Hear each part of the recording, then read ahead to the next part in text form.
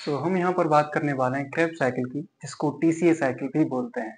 TCA means try carboxylic acid cycle. देखो, Krebs ने 1937 में ये बताया था कि ग्लाइकोलाइसिस में जो पाइरुविक एसिड बना है वो साइटोसोल से निकलकर और माइटोकॉन्ड्रिया में एंटर कर जाता है, जिसको हम क्या बोलते हैं, aerobic oxidation of pyruvic acid. इतनी बात समझ में आई। यहाँ पर क्रेब साइकिल इन्वॉल्व हो जाता है। ठीक है, क्रेब साइकिल से रिलेटेड जितनी बातें हैं, इंफॉर्मेशन माइन्यूट से माइन्यूट उसके बारे में बात करेंगे।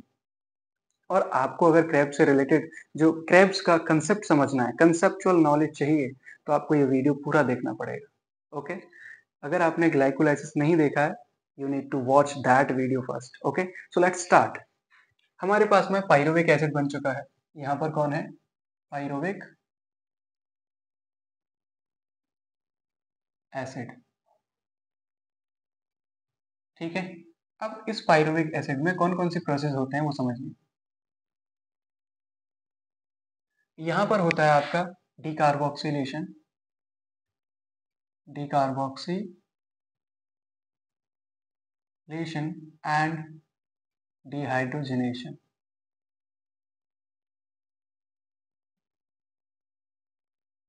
डिहाइड्रोजनेशन, यहाँ पर आपका इस रिएक्शन में कोएंजाइम भी पार्टिसिपेट करता है। पाइरुविक एसिड NAD के साथ में मिलके, NAD माने बताएगा कोई, तो वो है निकोटिनामाइड एडेनिन डाई न्यूक्लियोटाइड।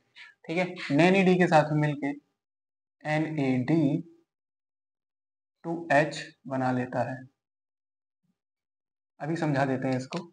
बनता क्या है यहाँ पर, एसिटिल कोएंजाइम। यहाँ पर एसिटिल कोएंजाइम बनता है। अब समझ लो, डीकार्बोक्सिलेशन का मतलब होता है कि यहाँ पर कार्बन डाइऑक्साइड जरूर निकलेगा रिएक्शन में। डिहाइड्रोजनेशन का मतलब है दो हाइड्रोजन के मॉलिक्यूल जरूर निकलेंगे। तो हमारे पाइरुविक एसिड ने NAD के साथ में रिएक्शन करा, बनाया क्या, एसिटिल कोएंजाइम भी साथ में था, और NAD के साथ में दो हाइड्रोजन मॉलिक्यूल भी निकल गए क्योंकि डिहाइड्रोजनेशन हुआ था। इतनी बात समझ में आई। और यहाँ पर आपका कार्बन क्या है, कार्बन डाइऑक्साइड भी निकलता है। कार्बन डाइऑक्साइड भी रिएक्शन से बाहर निकलता है। अब एंजाइम आप लिख लेना, डिहाइड्रोजनेशन है तो इसका मतलब पाइरुविक डिहाइड्रोजनेज एंजाइम यहाँ पर पार्टिसिपेट करता है। क्या है, पाइरुविक डिहाइड्रोजनेज। लिख लेना, यहाँ पर जगह नहीं है इसलिए नहीं लिखा है। अब देखो फर्दर क्या होता है। फर्दर अब यहाँ पर होता है हाइड्रेशन। क्या, हाइड्रेशन। हाइड्रेशन का मतलब है यहाँ पर हाइड्रोजन मॉलिक्यूल ऐड होता है और बना लेता है citric acid. Citric acid, citric acid बना लेता है। ठीक है, अब फर्दर क्या होता है, फर्दर इसमें क्या होता है, इसका डिहाइड्रेशन होता है। डिहाइड्रेशन होता है अकोनिटेज एंजाइम के साथ में। अकोनिटेज एंजाइम इसमें पार्टिसिपेट करता है और इसमें डिहाइड्रेशन हो जाता है। डिहाइड्रेशन माने H2O निकल जाता है। डिहाइड्रेशन का मतलब हाइड्रोजन का निकलना, हाइड्रेशन माने हाइड्रोजन का जुड़ना। ठीक है, तो H2O निकला तो यहां पर बनता है आपका सिस सिस अकोनिटिक एसिड। ठीक है, ये बना आपका। अब समझना आगे, फिर आगे फर्दर क्या होता है, समझते जाओ बस। आगे क्या होता है, यहां पर फिर से अकोनिटेज की उपस्थिति में, अकोनिटेज आपका एंजाइम है, इसमें एज लगा होता है तो ये एंजाइम होता है, पता होगा आपको। यहाँ पर फिर से डिहाइड्रेशन होता है, अकोनिटेज की उपस्थिति में डिहाइड्रेशन होता है। क्या होता है, आपको यहाँ पर H2O निकला था तो यहाँ पर हाइड्रेशन होगा, मीन्स क्या है, H2O जुड़ना है यहाँ पर। ठीक है, पहले में हाइड्रोजन जुड़ा था, दूसरे में निकला, तीसरे में फिर जुड़ेगा। ठीक है, और जुड़ता है तो बनता है यहाँ पर आपका आइसोसिट्रिक एसिड। आइसोसिट्रिक एसिड, ठीक है, आइसोसिट्रिक एसिड बन गया है। और इसके बाद में आगे क्या होता है ये समझो। यहां पर आपका एंजाइम काम करता है आइसोसिट्रिक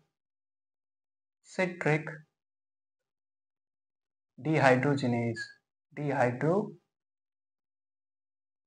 जिनेज। एक बात समझ लेना, डिहाइड्रोजिनेज का आना मतलब 2 हाइड्रोजन का बाहर निकलना। तो आइसोसिट्रिक एसिड NAD के साथ में रिएक्ट करता है। NAD बताया था आपको, निकोटिनामाइड एडेनिन डाइन्यूक्लियोटाइड। या तो NAD के साथ में रिएक्ट करेगा या फिर NADP के साथ में करेगा, या तो फॉस्फेट ग्रुप भी जुड़ता है इसमें। या तो आप NAD से रिएक्शन करा दीजिए या फिर NADP से, दोनों ही सिमिलर है। तो NAD से जब रिएक्शन करता है तो यहां पर बनता है आपका क्या, oxalo succinic acid. Oxalo succinic acid बनता है, प्लस यहां पर निकल जाता है आपका NAD इंटू क्या निकल जाएंगे, 2 हाइड्रोजन निकल जाएंगे। आई बात समझ में? सिंपल है। अब देखो, अब फर्दर आगे क्या होता है, आगे फर्दर होता है यहां पर कार्बोक्सिलेशन। कार्बोक्सिलेशन, कार्बोक्सिलेशन बोल दीजिए या फिर कार्बोक्सिलेज होता है। कार्बोक्सिलेज का मतलब है क्या, कार्बन डाइऑक्साइड का बाहर निकलना, या फिर डीकार्बोक्सिलेशन होता है। यहां पर होता है डीकार्बोक्सिलेशन, डीकार्बोक्सिलेशन का कार्बन का बाहर निकल जाना, या फिर कार्बोक्सिलेज एंजाइम उपस्थिति में यहां पर कार्बन डाइऑक्साइड बाहर निकल जाता है और बन जाता है यहां पर अल्फा कीटो ग्लूटेरिक एसिड। क्या बना, अल्फा कीटो ग्लूटेरिक एसिड। इसी को हम बोलते हैं क्या, ग्लूटामिक एसिड। ग्लूटामिक एसिड दिखाई तो दे रहा है ना, नीचे में दिखा दिया हमने, ग्लूटामिक एसिड बनता है। ओके, समझ लेना। अब देखो, समझो इस बात को, आगे क्या होता है फर्दर। फर्दर इसमें होता है decarboxylation, decarboxy decarboxylation and dehydrogenation, dehydrogenation.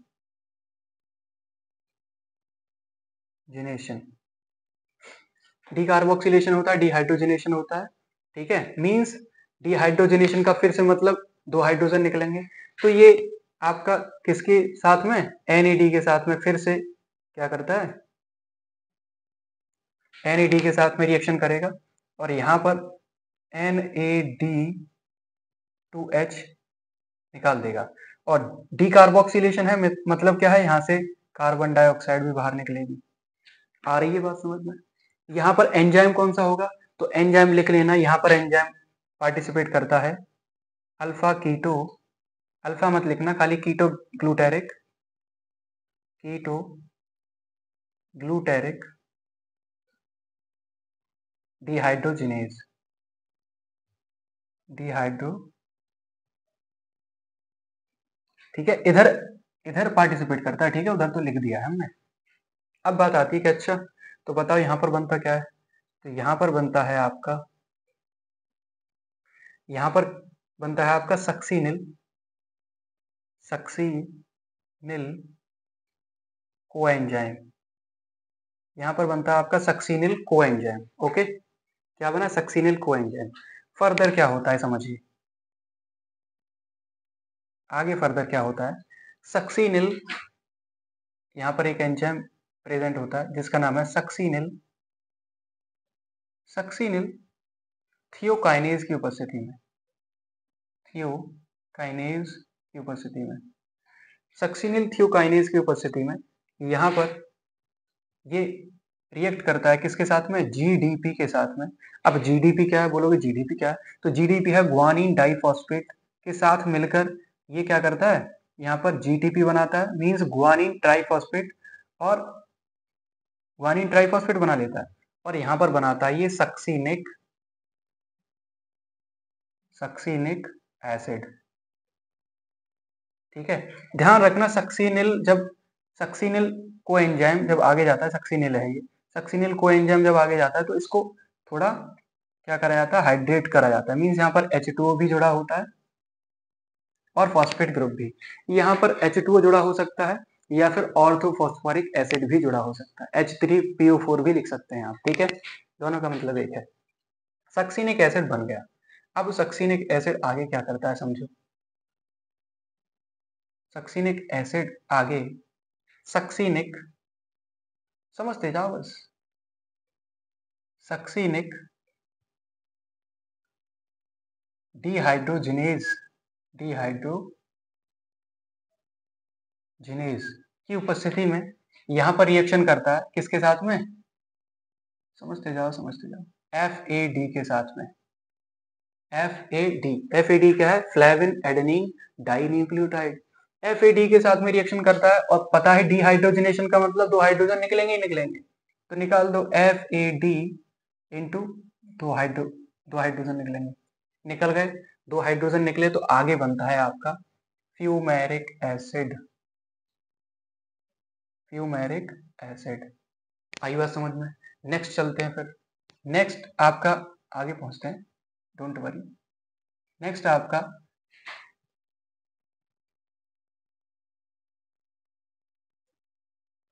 यहां पर आपका एंजाइम एक और आता है, क्या है, फ्यूमरेज। फ्यूमरेज की उपस्थिति में यहां पर वाटर ऐड होता है, क्या होता है, वाटर ऐड, और यहां पर बनता है आपका मैलिक एसिड, मैलिक एसिड, ठीक है। मैलिक एसिड बना तो आगे एक और चीज बनता है, यहां पर ध्यान रखना, यहां पर एंजाइम एक ऐड होता है और मैं क्या है, मैलिक डिहाइड्रोजिनेज, डिहाइड्रोजिनेज यहां पर ऐड हो जाता है, और अब डिहाइड्रोजिनेज का मतलब फिर से क्या होगा, दो हाइड्रोजन निकलेंगे, तो मैलिक एसिड NAD के साथ में रिएक्शन करता है और यहां पर निकलता है आपका NAD और दो हाइड्रोजन यहां पर निकलते हैं। आ रही है बात समझ में, दो हाइड्रोजन यहां पर निकल गए और यहां पर बना लेते हैं ऑक्जेलो, ऑक्जेलो एसिटिक एसिड, ऑक्जेलो एसिटिक एसिड। इस ऑक्जेलो एसिटिक एसिड को यहां पर लिख देते हैं, इस ऑक्जेलो एसिटिक एसिड को एस्पार्टिक एसिड भी बोलते हैं, एस्पार्टिक एसिड भी बोलते हैं, ठीक है। ये आपस में रिवर्सिबल चेंज होते रहते हैं, इसके बाद में फिर से ये एसिटिल कोएंजाइम के साथ में रिएक्ट करता है और ये साइकिल चलता रहता है। अब समझ लीजिए, ये बीच में यहां पर होता है आपका ATP पूल, क्या है आपका ATP पूल, समझो, ATP पूल है यहाँ पर, ये है ATP पूल। ध्यान रखना, यहां से जब एसिटिल कोएंजाइम आता है तो यहां से यहां पर आपको 3 ATP मिलते हैं, कितने मिलते हैं, 3 ATP मिलते हैं, ओके। ब्लैक से कर दें, 3 ATP यहां से मिलते हैं, लो सही तरह से कर देते हैं, यहां से मिलते हैं आपको 3 ATP, ओके। और आइसो, यहाँ पर आइसोसाइट्रिक डिहाइड्रोजनेज से आपको मिलते हैं यहाँ पर 3 ATP मॉलिक्यूल यहाँ से मिल जाते हैं, ओके। इतनी बात समझ में आई।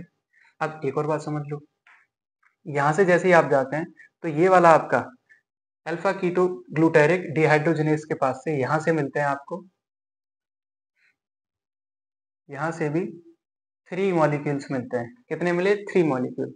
अब जैसे ही यहाँ पर आते हैं सक्सिनिल थियोकाइनेज वाली रिएक्शन में, यहाँ पर आपको सिर्फ एक ATP मिलता है, FAD आपका FAD2H है, यहाँ पर आपको मिलते हैं कितने, 2 मॉलिक्यूल्स, कितने, 2, ओके। और एक और रह गया कहीं पर, हाँ, एक और मिल गया यहाँ से, ये वाला वर्जन, तो यहाँ से आपको मिलते हैं 3, कितने मिलते हैं, 3 मॉलिक्यूल यहाँ से मिलते हैं, ठीक है। तो ये गिन लेना कितने ATP मिले, तो ये ATP पूल कहलाता है। और कार्बन बता देते हैं कितने कितने कार्बन वाला कौन सा कंपाउंड है। एसिटिल कोएंजाइम ये आपका 2 कार्बन का कंपाउंड होता है, कितने कंपाउंड का, 2 कार्बन का। यहां से लेकर यहां तक ये सभी 6 कार्बन के हैं, ये भी 6 कार्बन, ये भी 6 कार्बन, ये भी 6 कार्बन का है, ये भी 6 कार्बन का है, बट ये 6 कार्बन का नहीं है, क्योंकि यहाँ पर हो गया एक कार्बोक्सिलेशन हो गया, मीन्स कार्बोक्सिलेज से हुआ डिकार्बोक्सिलेशन हुआ था, तो ये है 5 कार्बन का, ये 5 कार्बन का, ये यहाँ पर दोबारा से कार्बोक्सिलेशन हुआ तो ये 4 कार्बन का, ये सब 4 कार्बन के, ये भी 4 कार्बन का, ये भी 4 कार्बन का, ये भी 4 कार्बन का, और ये भी 4 कार्बन का, लिख लेना। आई बात समझ में। तो ये है आपका पूरा स्ट्रक्चर किसका, क्रेब्स साइकिल का। ओके, अगर आपको नहीं समझ में आ रहा है तो आपको ज़रूरत है कि आप इस वीडियो को आगे पीछे करके देख लें, बार-बार रिवाइज़ करके देख लें। आई एम श्योर आप अच्छी तरह से याद कर लेंगे इसको। ओके, पूरा ही कांसेप्ट है, रट्टा करने की ज़रूरत नहीं है। Okay, till then just do practice.